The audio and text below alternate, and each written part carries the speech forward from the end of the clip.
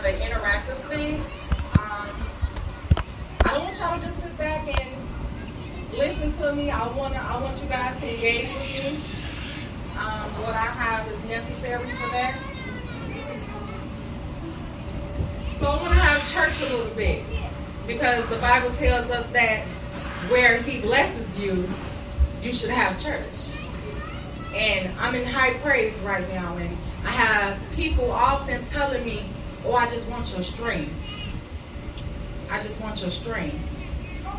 And what they don't realize is my strength comes from God. Y'all know I'm a crybaby. I'm gonna try not to cry. I'm trying to keep a straight face. And so he could have left me there.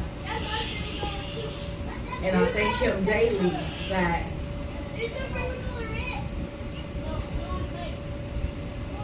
he didn't leave me where I was, because I was in a really dark place.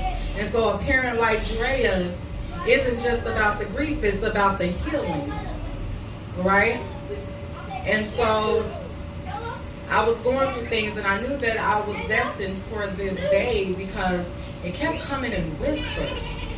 You ever hear, like, I was in church and I kept hearing the number 624, and I kept saying, well, God, what is you trying to say? I was really just getting agitated because I'm trying to get the word, Lord. You don't hear Bishop talking about stuff. I'm trying to get Bishop, but he kept going 624, 624. And so I called my cousin and I asked her about it. I said, well, cousin, I keep hearing the number 624. I've been hearing them. I heard them all day in church today, and I don't understand it. And she said, Google it. What are the angel numbers 624? And I wasn't aware of angel numbers until that day. But however, I'm getting off topic. And so today, this last week, coming into this day, everything that could go wrong. When I say every no, every letdown, he came right behind me with confirmation, and that's how I know that I'm loved by God. And so I was hoping to see more faces, but the people that are supposed to be here are here. I have some friends that I wanted to grab and get them saved. I have my spiritual parents here today that are ministers, and they are good with keeping my spirit, and I wanted them to be here to pray over those who needed prayer. But God said this assignment is yours. I want to see what you do with it. If I'm going to elevate you, I want to first see what you can do standing alone, and so I'm here today, right? And so I had a grief counselor who was supposed to come and speak with us today. And I just wanted her here for moral support. I wanted her to speak on anxiety because I deal with a lot of anxiety.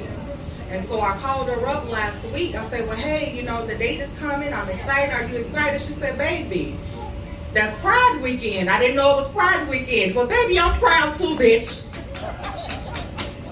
I'm just saying, you said you was coming. You said you was coming, but I didn't get mad. I let her go home and head on and be proud. And I just was like, well, thank you anyway. Maybe next time, but I ain't gonna call her. And so I kept saying, well, God, I need something. I need somebody. I need someone who's qualified to come and speak to my guests, because I can speak to my friends. I can speak to my loved ones about my pain and my hurt and my healing and how I'm getting there. But I want to, if I'm speaking in front of a crowd, they're going to want to make sure that I'm qualified to have this conversation with them, right? And so I'm having a conversation with the Holy Spirit, and I'm in my bed, and I'm going, well, Lord, you've given me this assignment, and I'm not qualified. And if you know me and you know me personally, you know that the Lord has conversations with me. He checks me. And he says, have you not lost your child? I said, I did. Do you not know what it feels like to hurt? I said, I do. Do you not know what that grieving feels like? I said, I do. Well, that qualifies you. Jesus, why you be trying to love me? Like, why just... And I want people to have that same kind of experience. And when I talk to my friends in regard to my family, in regard to my healing and who I am, I always remind them who Jesus is. I throw that in there. It's not me. It's not a me thing. It's a him thing. You know, he's who gives me comfort. It's him who pulls me, reaches for me, because I'm telling you, I could be in a dark place, and I was there for a long time. I experienced that for a long time. It was him that brought me out, and that's why I tell you guys all the time, he could have left me, and then we wouldn't be here. And so, like I say, a parent like Drea's isn't just about the grief, it's about the healing that comes with it. Okay. I put these slides together, y'all, because I'll get started, and then I'll miss all of the good stuff, right? And so this next portion, right, I want to play you guys a song, and this particular song, right, it I can't really, I don't want to tell y'all my business, but Lord, he be trying to say, just go on and get it out there, confess the sin. And I be like, God, I don't be want to tell everybody my business all the time, because I be telling people about, yeah, I was doing stuff, and this song came on. Can you play that song for me, Mr. DJ? And I want you guys to just listen to these words. Put on another face just to blend in with the crowd, so nobody sees me. You would never believe me. I tell you that I'm whole, but I'm still healing. I tell you that I'm happy, but I'm grieving. Thought I was a fighter, I'm still in the fire. But if I'm being honest, I'm not being honest. I'll give you roses, just hoping you don't see the weeds in my garden. If I'm being honest, I'm at my darkest. I'm sitting here waiting and praying for someone to show me what love is. I'm just being honest. I'm just being honest.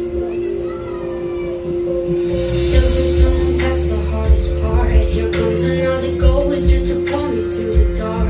Thought it was over. God, let this be over.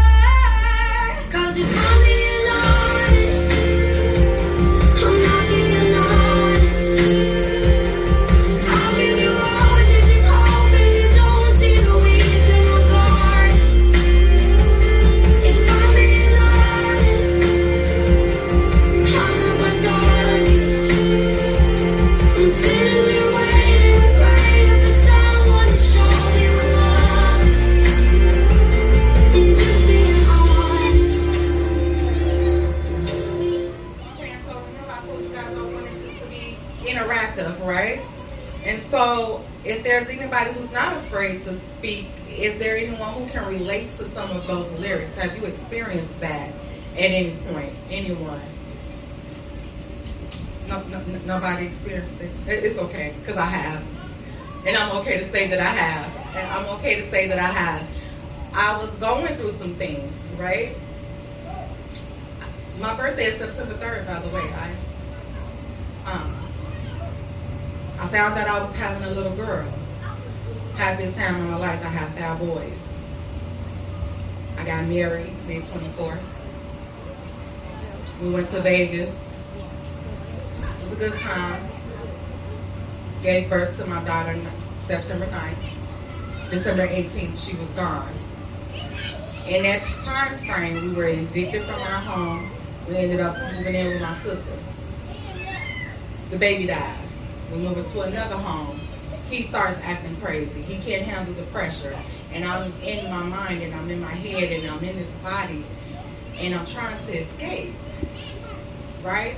And so when someone is hurting and you're trying to be the support for that hurt, and not just because you love them or they're someone near and dear to you, but this is my husband. And so I'm allowing myself to have a tornado going on inside of my own soul so that he can heal, right? And so I'm battling eviction. I'm battling the personalities of my children. I'm battling the hurt of not having a baby that I brought into this world, that I know I brought into this world, and she's no longer here. And he's doing things to me that he has no business doing, but I'm still trying to be the woman that God said I'm supposed to be as his wife, right? And I'm battling all of these things by myself, right? And then one day I just wake up and I'm like, you know what, I can't. And I decide to walk away from the marriage. And then walking away from the marriage, I found a new love. I found my podcast, right? And so I'm on my podcast and I'm smiling and I'm laughing and everything is good and everything is fun, but I'm hurting. I've just lost everything that made sense to me, everything that made sense for my life. And I'm smiling for everybody else, right? And so then this is where the destruction comes, right? But let me get back to this, because here I go, the Holy Spirit will come in and he'll just start, I'm going to go here to my next slide. So there are two forms of grief, right? And then there's complicated grief. When dealing with normal grief and bereavement, you may have a period of sorrow, numbness, guilt, and anger that gradually eases over time. But when dealing with complicated grief, the grief is persistent. The feelings of loss and are debilitating and does not improve after time passes, okay? And so for me, I personally feel that, well, because of the facts, I feel that I dealt with persistent grief. And so the 5 stages of grief are denial, anger, bargaining, depression, and acceptance. But I personally feel, my personal feelings are, they left some shit out. They left some shit out. Because they didn't mention the suicidal ideations. They don't mention the anxiety. They don't mention the self-destruction. They don't mention that it takes time to allow your healing. Right? And so I want to speak to each stage of grief and how I dealt with it, how I experienced it. And so the definition of denial is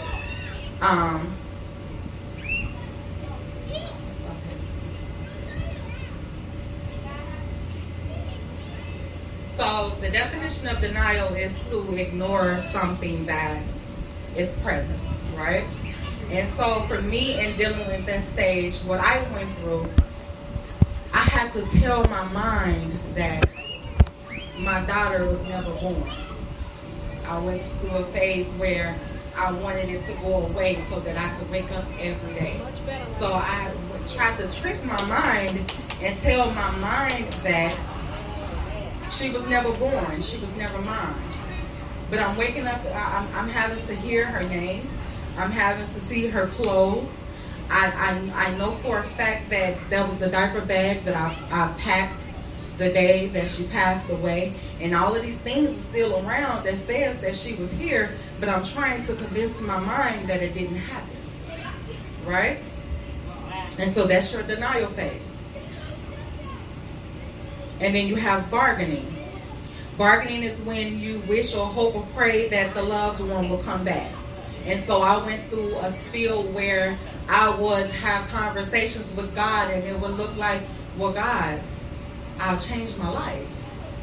I'll do all of the things that you want me to do. I'll be a better person. I'll be a better wife. I'll be a better mother. Just let me have her back, and I don't really care how she comes back. Lord, even if she's in a chair for the rest of her life, I'm okay with having her like that.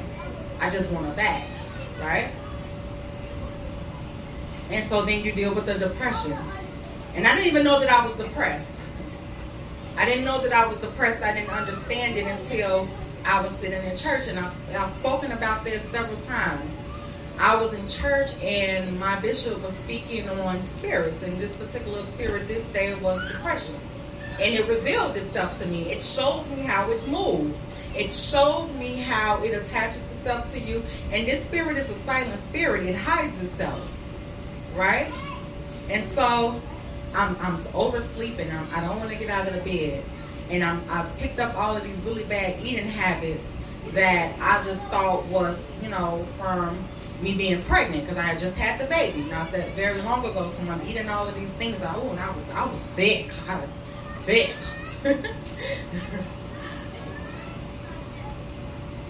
And so eventually I came to a point where acceptance had to happen, right? Now I have to deal with the fact that there's nothing I can do, nothing I can say, nothing is going to bring my baby back. Even though I was the one that brought her into this world, and the system says that she's mine and I have to take care of her, and as long as I take care of her, they can't take her, but it's nothing I can do to bring her back, right? And anger, I was slow to anger. And what people don't know is anger is a healthy emotion. Anger is very healthy. Anger is very vital in your healing. No matter the bad stigma that's tied to it, you need your anger when you're dealing with death or grief or things that hurt you. Anger is a very healthy emotion. And so I didn't understand or know that I was angry until I was faced with something that triggered me. And so all of the time, like my daughter had been gone for 3 years, and because I'm a woman of God, I can't behave in that manner. I can't be mad. I can't attack the people that are responsible for my baby not being here. I have to love them. I'm responsible for loving them. I'm responsible for forgiving them. And I took on that role sooner than I should have, because when those emotions came up and came out, they came out in a very ugly way.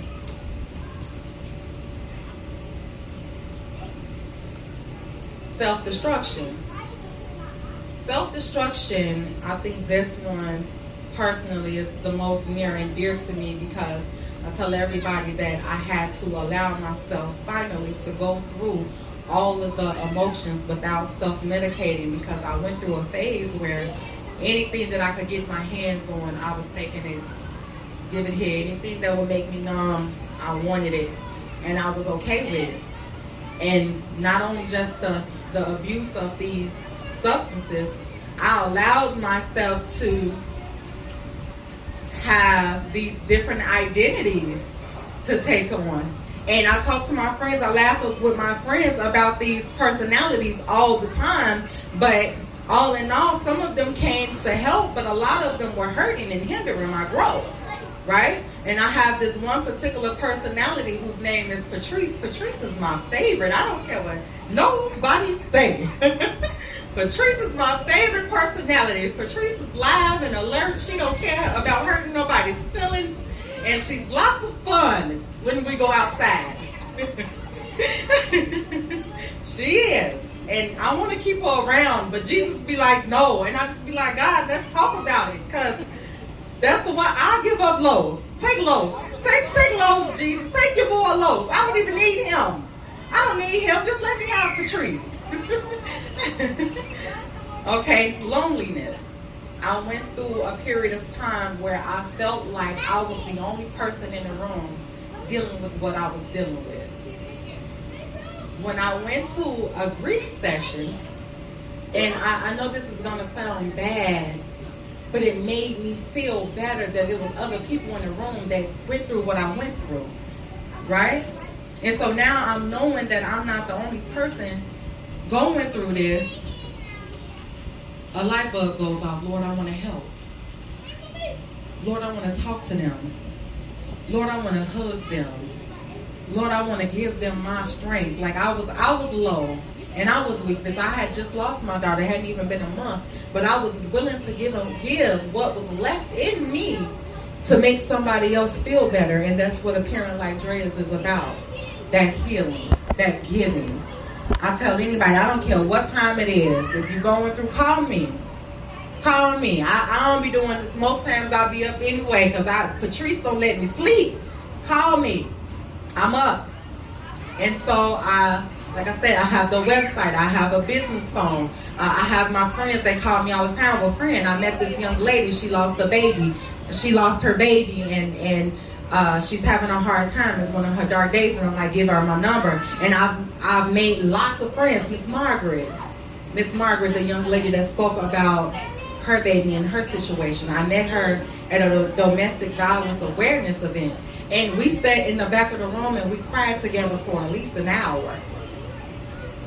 I was there trying to just be a part of something.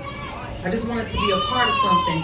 And God finds a way of connecting you with people, individuals, that changes your life. You know, and she's one of those people that I can call and she knows exactly what it is I'm feeling. I don't have to explain it. I don't have to describe it. I don't have to try to find words to match the feeling because she already knows and understands it, right?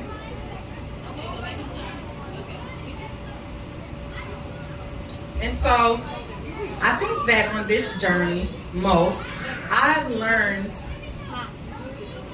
to be humble. I'm not afraid of people knowing that I'm hurting. I'm not afraid of people knowing that I'm going through some shit. I'm not afraid of people knowing that I don't want to get out of the bed some days. I'm not afraid of people knowing that I'm going through something and I feel like I'm failing. And if Jesus don't come right now, I'm not going to survive. I'm not afraid of that because a lot of times people will be embarrassed for you to know their struggle. They're embarrassed for you to know that they're not doing so good. And I think that I'm very transparent and allowed, like, hey, it's not easy. I went through that. I experienced that. This is how I came through. I had a young lady last night. She called me up. She's going through some things in her marriage. And I'm not going to advocate to any person to walk away from their marriage because I did. I would never do that. But what I told her is my strength is in my own. And if you don't know Jesus, you're not going to have the same comfort that I have. I've had those days where I'm crying and my face is full of tears and my nose is running because I want my husband. I want my family. That's what I know. I've had those days. But at some point in my life, I had to let go so that I could become who God destined me to be. And I'm okay with that now. I had to get to a point where acceptance, that's what I mean, acceptance. I had to accept that sometimes everybody can't go. And no matter how bad you want them to go, and I be dragging folk. I know God said you can't go, but hold my dress right here. Just get it, because he gonna let you in too, because you my friend. And I'm telling you, I would drag everybody. And so, speak out, if nothing else. If we don't know what you're going through, we don't know what you're dealing with, we don't know the emotion unless you call and you say something, it's okay. It's not embarrassing to let somebody know that you're hurting. Positive healing. Positive healing, right? We don't know why God chooses us for the things that he chooses us for. And I'm like, Jesus, I done had 5 babies, all boys, and they all survived. And you mean to tell me the girl can't do it? She couldn't? Like, I had those conversations with him, like, you just, if you just want me to be around me and all my life, just say that, because Patrice like it anyway. I'm just saying.